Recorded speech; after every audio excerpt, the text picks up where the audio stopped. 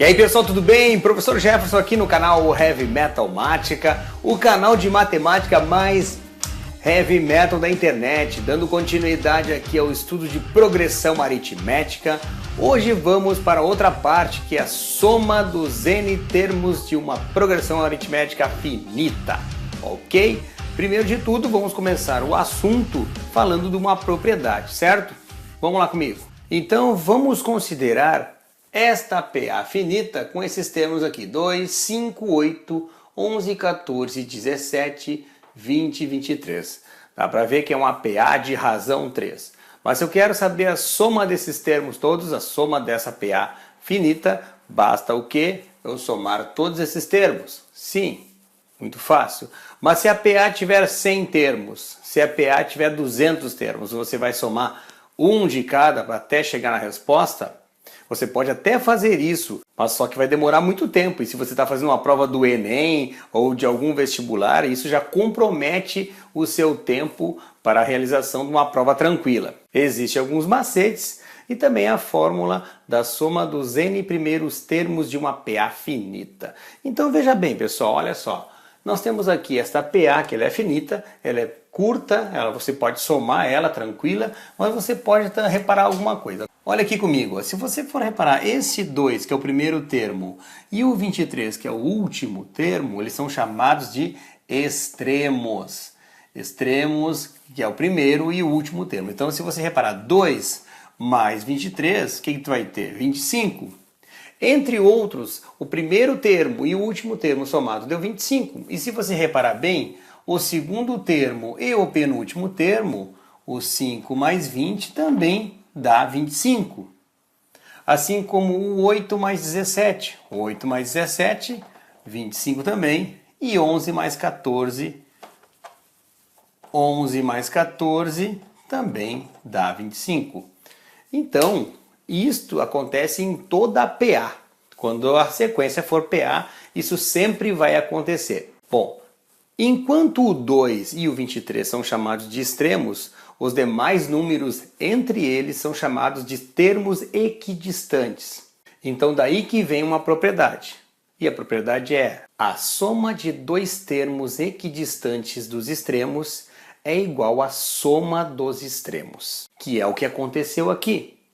A soma dos termos equidistantes é igual à soma dos extremos, certo? Então isso é uma maneira também rápida de sair de uma questão, de resolver uma questão de PA que envolve a soma dos termos de uma PA finita. Bom, e dando continuidade, se você já sabe que isso é verdade, que você pode somar os extremos e a soma dos termos equidistantes também dá a soma dos extremos, fica mais fácil e mais rápido de se resolver.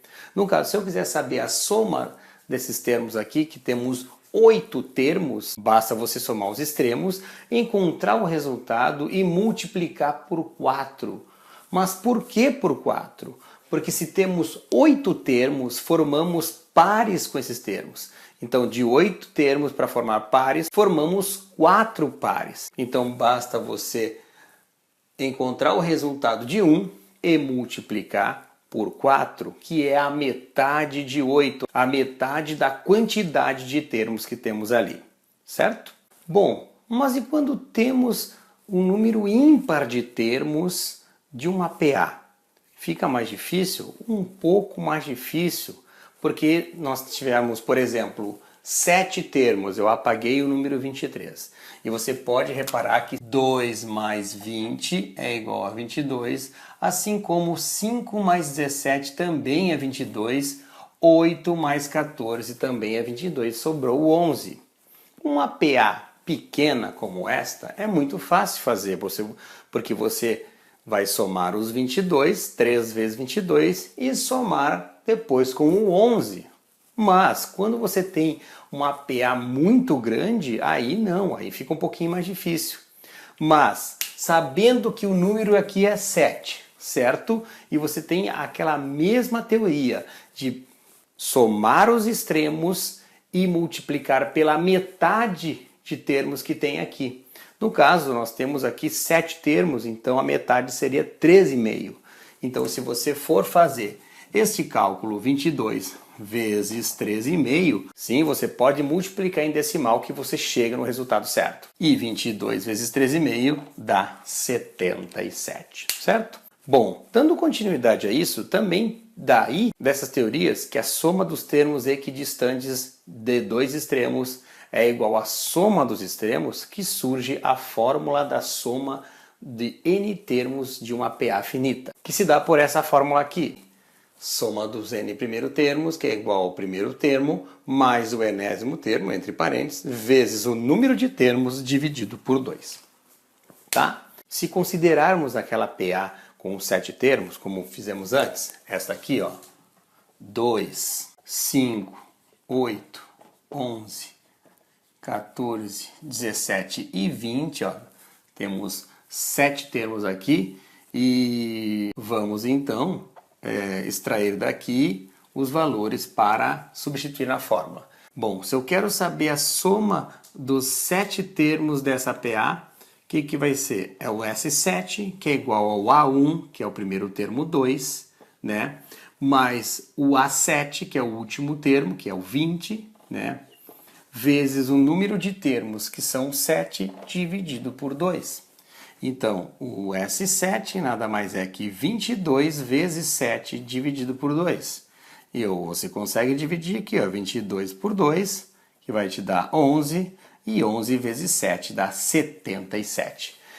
Então, esta aqui é a fórmula da soma dos n primeiro termos de uma PA. Claro, se você pode fazer da outra maneira, que é mais fácil, mais rápido, que você não precisa decorar a fórmula, melhor ainda. Mas, dependendo da questão, a gente precisa sim saber dessa fórmula. Me acompanhe nesse exemplo aqui. Achar a soma dos 40 primeiros termos da PA 2, 6 reticências. Se falou PA, basta só esses dois números aqui para sabermos que a razão dessa PA é 4. Porque no momento disse que era PA. Se não dissesse que era PA, nada me garante que essa sequência é uma progressão aritmética. Mas como afirmou, 2 e 6, a razão é 4. Então, razão 4. Mas eu preciso saber a soma dos 40 primeiros termos. Eu não vou fazer isso sem fórmula manualmente, que demora muito. Então, o que eu vou fazer? Posso usar a fórmula da soma dos primeiros termos da PA, mas isso eu preciso também saber quem é o meu A40. A fórmula da soma se dá pela soma dos n primeiros termos, é A1 mais AN vezes n dividido por 2. Nesse caso, eu preciso do A40. A40 que é igual, vamos fazer do modo curto.